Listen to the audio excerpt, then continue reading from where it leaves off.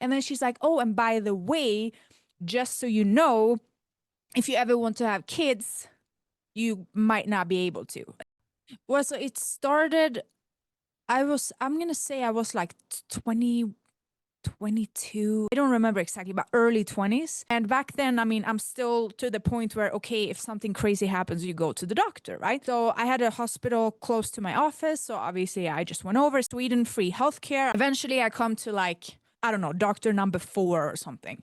And it's a lady, and she just said, I want you to stop taking your birth control, she says. And I was like, okay. I've been on them since I was 15. You know, in Sweden, they hand out this stuff like candy. And usually the main reason is when you're young and you start your period, you're kind of bleeding a bunch. And they're like, yeah, just take birth control. It will kind of fix it. Okay, cool. You don't know any better. So you just do that. And either way, I stopped taking them.